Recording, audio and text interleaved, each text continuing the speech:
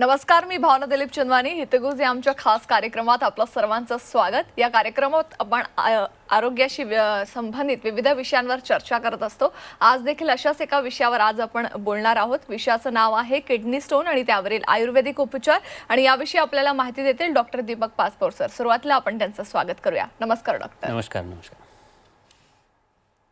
Doctor Deepak passport यांचा आयुर्वेदाचार्य आणि पंचकर्मा तज्ज्ञ हे शिक्षण विदर्भ आयुर्वेद महाविद्यालय अमरावती येथून पूर्ण झालंय. श्री विश्वरूप आयुर्वेद व पंचकर्मा केंद्र खामगाव येथे ते गेली 16 वर्ष आयुर्वेदाची यशस्वी प्रॅक्टिस करतात. अनेक दुर्धर आजारांवर ते यशस्वी आयुर्वेद उपचार करतात. यामध्ये पाठीच्या मणक्यांचे आजार, मायग्रेन, दमा, जुनाट सर्दी, हृदयरोग, मूळव्याध, किडनी स्टोन यासह वंध्यत्व, पीसीओडी, मासिक पाळीच्या तक्रारी, थायरॉइड, पुरुष वंध्यत्व, लहान मुलांचे आजार, ADHD आजाराचे अनेक रुग्ण आयुर्वेदाच्या उपचारानं बरे झालेले आहेत. यामुळे संपूर्ण महाराष्ट्र आणि भारतातील सर्व राज्य तसेच विदेशामध्ये सुद्धा त्यांचे रुग्ण आहेत. मुंबई, पुणे, नागपूर आणि औरंगाबाद येथे त्यांच्या मुख्य शाखा आहेत. आता आपण विषयाला सुरुवात करूया. डॉक्टर, आपलं पुन्हा एकदा स्वागत. आपण किडनी स्टोन या विषयावर आज बोलणार आहोत आणि त्यावरील आयुर्वेदिक उपचार कोणकोणते आहेत त्या संदर्भात देखील तुमच्याकडून माहिती जाणून घेऊ. डॉक्टर, अनेकांना आज किडनी स्टोनचा त्रास आहे, मात्र त्यात महत्त्वाचा मुद्दा असा असतो की उपचार केल्यानंतर देखील वारंवार किडनी स्टोनचा त्रास उद्भवत असतो. तर त्याची नेमकी कारणं काय काय आहेत? तर आयुर्वेदाच्या दृष्टिकोनातून वारंवार उत्पन्न होणाऱ्या किडनी स्टोनची कारण मीमांसा जेव्हा आपण अभ्यासतो त्यावेळेला आयुर्वेदाचे जे बेसिक फंडामेंटल्स रूल्स आहेत त्याकडे लक्ष देणं गरजेचं आहे किंवा ते समजून घेणं गरजेचं आहे. आयुर्वेदानुसार मूत्रस्य क्लेद वहनम म्हणजे शरीरामध्ये उत्पन्न होणारे द्रव स्वरूप जे टॉक्झिन्स आहेत किंवा क्लेद स्वरूप जे टॉक्झिन्स आहेत हे बाहेर काढण्याचं काम हे मूत्राद्वारे होत असते. पण त्यासाठी मूत्र जे आहे हे प्राकृत स्थितीमध्ये असणं आवश्यक असते किंवा प्राकृत त्याची उत्पत्ती होणं आवश्यक असते. तर प्राकृत मूत्राची तरलता, त्याचबरोबर त्याची सांद्रता, त्याचबरोबर त्याचा गंध, वर्ण हे प्राकृत असणं गरजेचं असतं. बेसिक फंडामेंटल रूल्सनुसार मूत्राची जी उत्पत्ती आहे ही पक्वाशयामध्ये होत असते. पक्वाशय म्हणजे मोठं आतडं. या ठिकाणी ज्या वेळेला अन्नाचं पचन होते आणि त्याचं पचन झाल्यानंतर त्याचं जे सारकिट्ट विभाजन होते म्हणजे त्या अन्नातले जे पोषक तत्व असतात ते शोषण करून घेण्याचं काम आणि शरीरातले टॉक्झिन्स जे आहेत मल स्वरूपातले ते बाहेर टाकण्याचं काम, हे ज्या ठिकाणी सारकिट्ट विभाजन होते मोठ्या आतड्यामध्ये त्या ठिकाणी मूत्राची उत्पत्ती होते. आणि या ठिकाणी जर मूत्राची उत्पत्ती व्यवस्थित झाली तर ते किडनीमध्ये व्यवस्थित फिल्टर होते आणि ते सहजरित्या बाहेर पडते. पण पक्वाशय जर बिघडलं किंवा पक्वाशयामध्ये उत्पत्ती होणारी जे मूत्राची जी उत्पत्ती आहे ती जर व्यवस्थित झाली नाही तर त्यामध्ये त्याची जी सांद्रता असते ती कमी होते, घट्टपणा उत्पन्न होते, गढूळ मूत्र तयार होते, त्याचबरोबर तिथली जी थिकनेस असते त्याची ती वाढते. त्यामुळे काय होतं, किडनीमध्ये जेव्हा मूत्राचं फिल्टर होतं त्यावेळेला त्यातले जे पार्टिकल्स असतात त्याचं युनियन होतं, त्याचं कोलॅप्स होतं एकामध्ये आणि त्या ठिकाणी स्टोन तयार होतात. तर समजून घेण्याची गोष्ट अशी आहे की किडनीमध्ये फक्त फिल्टर होत असते. किडनी हे फक्त फिल्टरचं काम करते, परंतु मूत्राची जी उत्पत्ती आहे ही मोठ्या आतड्यामध्ये होत असते. तर मोठा आतडा म्हणजे पक्वाशय हे जे आहे म्हणजे अल्टिमेटली जे आपलं डायजेशन आहे, डायजेशन जर व्यवस्थित असेल तर अन्नरस व्यवस्थित तयार होईल. अन्नरस व्यवस्थित तयार झाला तर त्याचं शोषण व्यवस्थित होईल. त्याचं शोषण व्यवस्थित झालं तर ते किडनीमध्ये व्यवस्थित फिल्टर होईल आणि फिल्टर झाल्यानंतर त्यातलं जे आवश्यक आहे ते रक्तामध्ये जाईल आणि जे अनावश्यक आहे ते युरिनद्वारे बाहेर काढलं जाईल. तर ही जी महत्त्वाची प्रोसेस आहे म्हणजे अतिशय महत्त्वाचा मुद्दा आहे. फक्त किडनीतले स्टोन काढणं किंवा वारंवार होणारे जे स्टोन आहेत हे काढणं हा या ठिकाणी चिकित्सा नाही आहे. तर त्या ठिकाणी मूत्राची उत्पत्ती व्यवस्थित झाली पाहिजे आणि त्याचं फिल्टरसुद्धा व्यवस्थित झालं पाहिजे तर ती प्रोसेस आपण थांबवू शकतो. तर बरेच वेळेला असं होतं की रुग्णाचे 2-2, 3-3 वेळा ऑपरेशन होतात, परत किडनी स्टोन होतात. आता त्या ठिकाणी काय केले जाते, ऑपरेशन करून फक्त किडनीमधले स्टोन काढले जातात, परंतु पक्वाशयावरती काहीच काम केले जात नाही. पक्वाशय जर सुधारलं नाही तर त्या ठिकाणी मूत्राची उत्पत्तीच व्यवस्थित होणार नाही आणि ते जे कारण आहे मुख्य किडनी स्टोन होण्याचं ते जर थांबलं नाही तर किडनी स्टोन होण्याची जी प्रक्रिया आहे ती थांबणारच नाही. 3-3, 4-4 वेळा, 5-5 वेळा ऑपरेशन होऊन सुद्धा परत किडनी स्टोन होतात. आणि किडनी स्टोन किती होणार तर एखाद्या पिशवीमध्ये जर आपण चिल्लर पैसे भरल्यानंतर जितके म्हणजे सोनोग्राफीमध्ये सुद्धा आपण मोजू शकत नाही अशा प्रकारचे रुग्ण सुद्धा बघायला मिळतात दैनंदिन चिकित्सेमध्ये. तर पूर्ण किडनी स्टोननी भरलेली असते. त्याचं कारण असं आहे की ज्या ठिकाणी मूत्राची उत्पत्ती होते त्या ठिकाणी जर ती व्यवस्थित झाली नाही तर ते किडनीमध्ये त्या वारंवार किडनी स्टोन उत्पन्न होताना आपल्याला व्यवहारामध्ये बघतात. अच्छा, निश्चितच. तेव्हा वारंवार किडनी स्टोन होण्यामागची नेमकी कारण काय आहेत ते तर तुम्ही स्पष्ट केलं. मात्र डॉक्टर, वारंवार होणारा किडनी स्टोन हा शरीरासाठी किती धोकादायक असतो? आता या ठिकाणी जर आपण जेव्हा रुग्ण 2-2, 3-3 वेळा ऑपरेट करून किंवा लिथोट्रिप्सी करून किंवा इतर काही शस्त्रक्रिया करून ज्या वेळेला किडनी डॅमेज होण्याची परिस्थिती निर्माण होते किंवा वारंवार किडनी स्टोन होण्यामुळे काय होते की मूत्राची जी प्राकृत टॉक्झिन काढण्याची क्रिया असते ती हॅम्पर होते. त्यामुळे काय होतं, वारंवार युरिन इन्फेक्शन होणे किंवा वारंवार सिस्टायटिस होणे किंवा त्या किडनी स्टोन बाहेर पडताना मूत्रमार्गाला किंवा युरेथ्राला इजा होऊन त्या ठिकाणी स्ट्रिक्चर ऑफ युरेथ्रा म्हणजे जे युरेथ्रा असतो तो त्याची साईज कमी होते आणि ते त्या ठिकाणी आपल्याला उपद्रव स्वरूप हे किडनी फेल्युअर किंवा वारंवार युरिन इन्फेक्शन होणे किंवा स्ट्रिक्चर ऑफ युरेथ्रा किंवा सिस्टायटिस अशा प्रकारचे उपद्रव व्यवहारामध्ये बघताना मिळतात.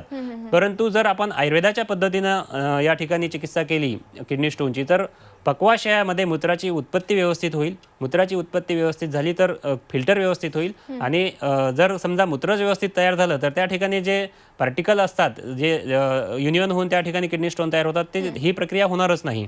त्यामध्ये पक्वाशय सुधारणं गरजेचं आहे, डायजेशन सुधारणं गरजेचं आहे आणि त्या ठिकाणी बेसिक जे आहे त्या मूड जे आहे त्या ठिकाणी ट्रीटमेंट होणं फार महत्त्वाची गोष्ट आहे. फार महत्त्वाचं आहे खरे. डॉक्टर, किडनी स्टोन हा जेव्हा शरीरात उद्भवतो किंवा किडनी स्टोनला सुरुवात होते त्यातल्यात वारंवार जर होत असेल तर त्याचा जो त्रास असतो तो खूप जास्त अतिशय भयावह असा त्रास असतो, आपण देखील बघितलेला आहे. मात्र डॉक्टर, किडनी स्टोनचा जो त्रास आहे, होणारा त्रास किंवा वारंवार किडनी स्टोन होणं यामुळे शरीरातील इतर काही अवयवांवर त्याचा परिणाम होऊ शकतो का? नक्कीच. इतर काही अवयवांवर म्हणजे किडनीवर परिणाम होतो, त्याचबरोबर ब्लॅडरवर परिणाम होतो, युरेथ्रावर परिणाम होतो. परंतु एखाद्या वेळेला या ठिकाणी आत्ययिक अवस्था सुद्धा येते. म्हणजे खूप जास्त प्रमाणामध्ये पोट दुखणं किंवा खूप वेदना असह्य होणं, युरिन त्या ठिकाणी थांबून जाणं अशा परिस्थितीमध्ये सुद्धा आत्ययिक अवस्था सुद्धा रुग्णाची त्या ठिकाणी बघायला मिळते. परंतु रुग्ण जर का आयुर्वेदाकडे आला तर आत्ययिक अवस्था येण्याचा प्रश्नच येत नाही. कारण आयुर्वेदामध्ये जे काही बेसिक रूल्स आहेत यामध्ये पक्वाशयावर काम करणे, डायजेशन सुधारणे, त्याचे गॅसेस कमी करणे, त्याचबरोबर ते जे किडनी स्टोन किडनीमध्ये आहेत ते विरघडून बाहेर काढण्यासाठी जे काही शमन चिकित्सा आहे, बस्ती चिकित्सा आहे, त्याचबरोबर विद्धकर्म, अग्निकर्म जी चिकित्सा आहे आणि संशोधित ऑइल थेरपी जी ही अतिशय महत्त्वाची ट्रीटमेंट आहे जी की पक्वाशयावर काम करते, मूत्राशयावर काम करते, त्याचबरोबर प्रोक्टस पार्टवरती काम करते. आणि संशोधित ऑइल थेरपीने काय होते की किडनी वारंवार होणारं जे रिकरन्स आहे, रिकरन्स फॉर्मिंग ऑफ किडनी स्टोन हे थांबते आणि जे स्टोन आहेत हे सहजरित्या विरघडून त्याचे बारीक बारीक तुकडे होऊन किंवा पार्टिकल्स होऊन ते बाहेर पडतात. तर त्या ठिकाणी आत्ययिक अवस्था ही आयुर्वेदाच्या ट्रीटमेंटमध्ये येऊ शकत नाही. जर रुग्णांनी आयुर्वेदाच्या माध्यमातून या पद्धतीची ट्रीटमेंट करून घेतली तर त्याला विना शस्त्रक्रिया ह्या किडनी स्टोन बाहेर काढण्याला मदत होते. त्याचबरोबर वारंवार होणारे किडनी स्टोन जे आहेत हे थांबण्यासाठी आयुर्वेदाशिवाय दुसरा पर्याय नाही. कारण आयुर्वेद जे आहे हा शरीराचा जे बेसिक फंडामेंटल्स रूल्स आहेत म्हणजे बेसिक जे काही वात पित्त कफ आहे, त्याचबरोबर मूत्राची उत्पत्ती कुठे होते, किडनीची उत्पत्ती कशापासून होते, मूत्राच्या उत्पत्तीमध्ये कुठले दोष उत्पन्न होऊ शकतात, त्यामुळे किडनी स्टोन होऊ शकतात, त्याचबरोबर जिथे आपली दिनचर्या चुकते किंवा आपलं खानपान चुकते किंवा पथ्यपथ्याचा जो विचार आहे हा फक्त आयुर्वेदामध्ये आहे. दुसऱ्या कुठल्याही चिकित्साशास्त्रामध्ये याचा उपचार नाही आहे किंवा याचा विचार केलेला नाही आहे. तर पथ्य हे खूप महत्त्वाची गोष्ट आहे. जे पिंडी ते ब्रह्मांडी म्हणजे बाहेरच्या विश्वामध्ये जे आहे ते जर आपल्या शरीरामध्ये असेल तर त्या ठिकाणी आपल्या शरीराच्या खाण्यापिण्याचा, आपल्या शरीराच्या सवयीचा, आपल्या दिनचर्येचा विचार होणं फार महत्त्वाची गोष्ट आहे. निश्चितच. तेव्हा डॉक्टर, जर आयुर्वेदामधून उपचार घेतले तर आत्ययिक अवस्था उद्भवत नाही, पण डॉक्टर जर उपचार घेतलेले नसतील आणि किडनी स्टोनच्या संबंधित अशी आत्ययिक परिस्थिती निर्माण झाली त्यावेळेस आयुर्वेदिक उपचार करता येऊ शकतात का? त्यासाठी कुठले आयुर्वेदिक उपचार उपलब्ध आहेत का? नक्की. ज्या वेळेला आत्ययिक अवस्थेमध्ये रुग्ण आयुर्वेदाकडे येतो किंवा त्याची युरिन थांबलेली असते त्यावेळेला आपल्याला बस्ती चिकित्सा, त्याचबरोबर ऑइल थेरपी चिकित्सा, त्याचबरोबर अग्निकर्म आणि विद्धकर्म ही चिकित्सा अत्यंत फलदायी ठरते.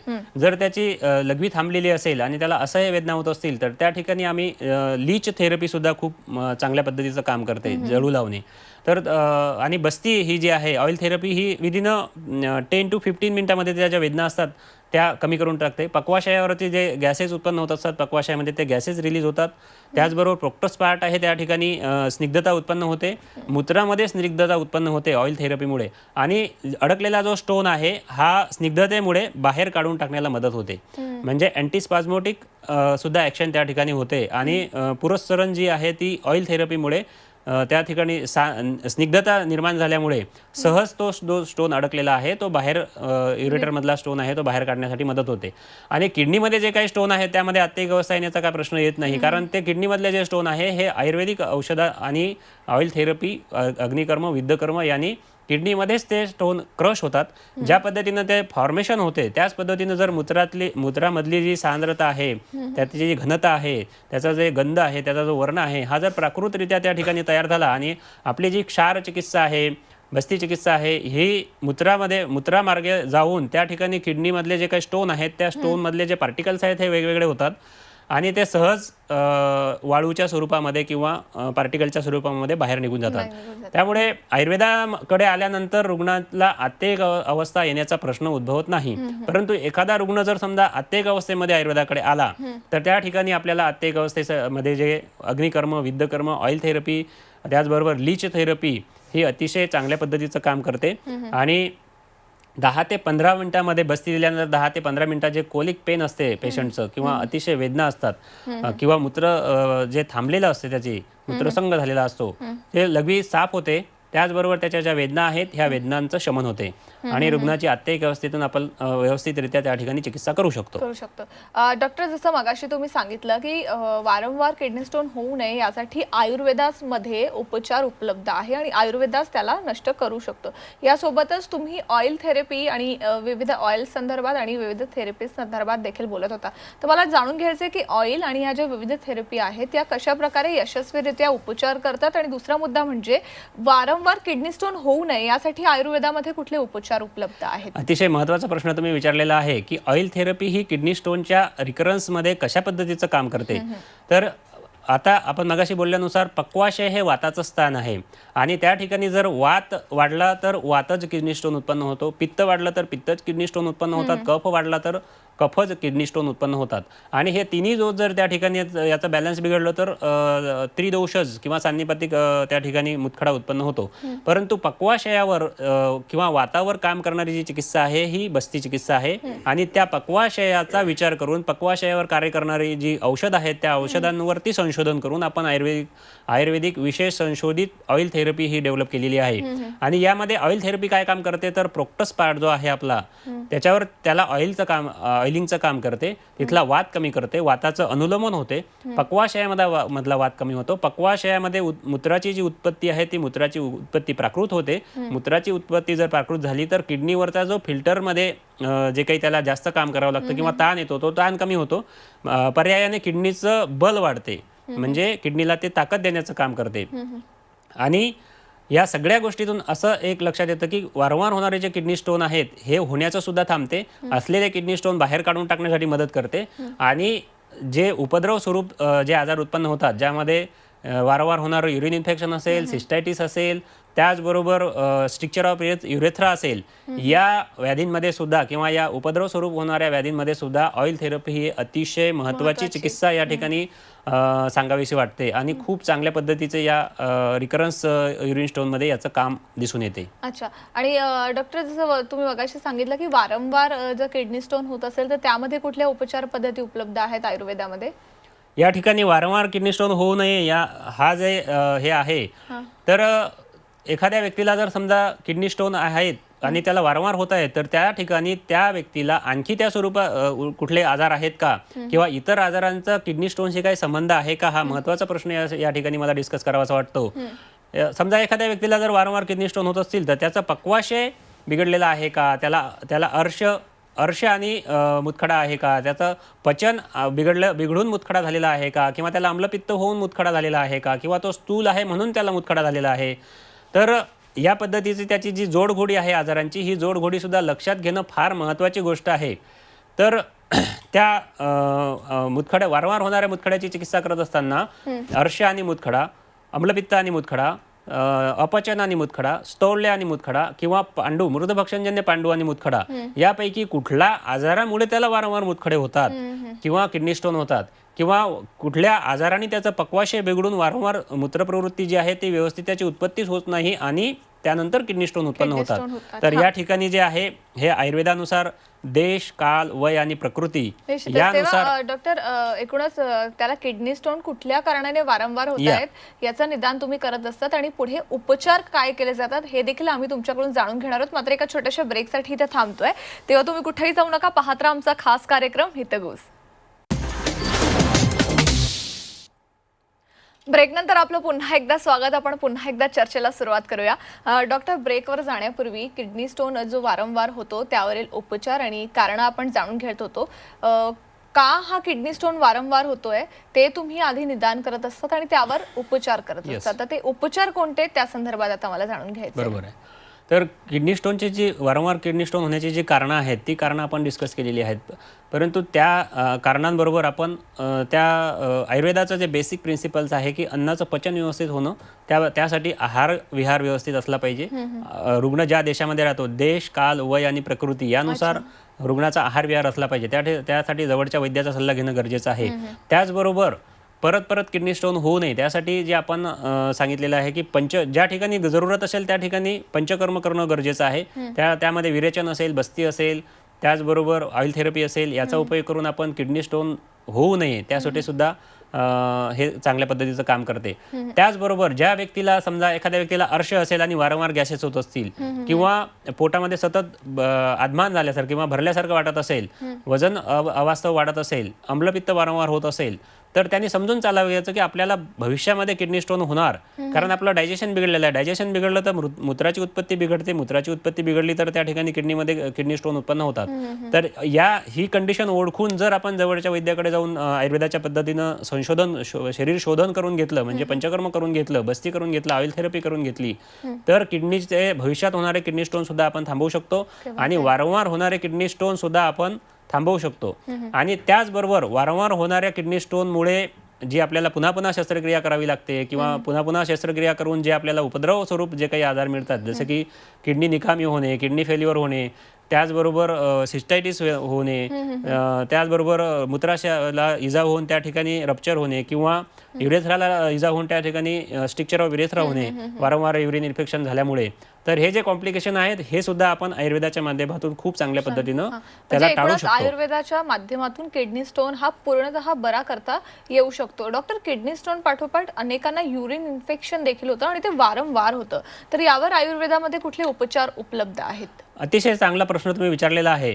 तर युरिन इन्फेक्शन वारंवार का होतं, तर जर समजा एखादा जर त्या उत्पत्तीत जर व्यवस्थित होत नसेल, डायजेशन बिघडल्यामुळे युरिनची उत्पत्तीच जर व्यवस्थित होत नसेल, त्या ठिकाणी त्याची जर सांद्रता बिघडलेली असेल, त्या ठिकाणी घनता वाढलेली असेल, त्या ठिकाणी जर त्या पीएच वाढलेलं असेल, तर युरिनमध्ये वारंवार इन्फेक्शन होतं.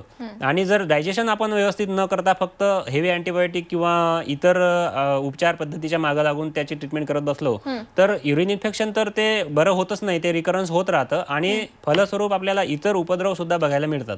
परंतु आयुर्वेदाच्या माध्यमातून वारंवार होणारं युरिन इन्फेक्शन किंवा वारंवार होणारे युरिन मधले जे काही दोष आहेत किंवा मुतखडे, वारंवार होणारे मुतखडा आहे, यासाठी बेसिक प्रिन्सिपल जे आहेत आयुर्वेदातले त्यानुसार आपण आहार विहार, दिनचर्या, त्याचबरोबर पंचकर्म करून घेणे, त्याचबरोबर संशोधित ऑइल थेरपी ही जी पद्धत आहे ही करून घेणे आणि सगळ्यात महत्त्वाची गोष्ट आहे आपले डायजेशन व्यवस्थित ठेवणे, पक्वाशय बिघडू न देणे. या पद्धतीचं जर आपण या ठिकाणी आयुर्वेदाच्या माध्यमातून काम व्यवस्थित केलं तर वर्षानुवर्ष चालणारं जे युरिन इन्फेक्शन आहे किंवा वारंवार होणारं जे युरिन इन्फेक्शन आहे हे सुद्धा आपण थांबवू शकतो. यामधून सुद्धा आपण रुग्णाला त्यापासून पूर्णपणे मुक्ती मिळू शकते. त्याचबरोबर वारंवार होणारे किडनी स्टोन, वारंवार त्यासाठी करावे लागणारे ऑपरेशन्स हे सुद्धा टळू शकतात. त्याचबरोबर शरीराची जी किडनी स्टोन तयार होण्याची जी प्रवृत्ती आहे ही थांबणं फार महत्त्वाची गोष्ट असते. आता आयुर्वेदाच्या माध्यमातून विचार करत असताना किडनी स्टोन बाहेर काढणे ही फार मोठी गोष्ट नाही आहे आमच्यासाठी, परंतु शरीराची जी प्रवृत्ती तयार झालेली आहे वारंवार किडनी स्टोन होण्याची, ही प्रवृत्ती थांबण्याची जी काही ताकद आहे ही फक्त आयुर्वेदिक चिकित्सेमध्ये आहे. कारण आयुर्वेदामध्ये जे शरीराचं पंचभौतिक तत्व जे सांगितलेलं आहे त्यानुसार आपल्या शरीराचं भरण पोषण आणि सगळी झीज भरून निघत असते. अच्छा. तर या भरण पोषणामध्ये जर आपला बिघाड झाला तर व्याधी उत्पन्न होत असते. अच्छा. तर या बेसिक याच्यावरती काम करून आपण किडनी स्टोनचे जे वारंवार रिकरन्स होतात ते रिकरन्स आपण थांबवू शकतो. अच्छा, निश्चितच. तेव्हा एकूणच किडनी स्टोनवर जसं तुम्ही सांगितलं की यांची कारणं काय काय असतात, उपचार पद्धती कोणकोणत्या उपलब्ध आहेत त्या संदर्भात देखील माहिती दिली. आणि डॉक्टर, युरिन इन्फेक्शन सध्याच्या परिस्थितीमध्ये त्यातल्या त्यात उन्हाळा सुरू झाला तर युरिन इन्फेक्शन होण्याचं प्रमाण देखील वाढतं, तर त्यावर कुठले उपचार आहेत त्या संदर्भात देखील आज तुम्ही माहिती दिली आहे. डॉक्टर, तुम्ही आलात त्यासाठी खूप खूप धन्यवाद. थँक्यू. तेव्हा किडनी स्टोन किंवा युरिन इन्फेक्शन सारख्या कुठल्याही आजाराला तुम्ही सामोरे जात असाल तर आयुर्वेदिक उपचार तुम्ही डॉक्टरांकडून घेऊ शकतात. या कार्यक्रमात मी आता इथंच थांबते. ताज्या बातम्यांसाठी पाहत राहा फक्त झी 24 तास आणि राहा एक पाऊल पुढे. नमस्कार.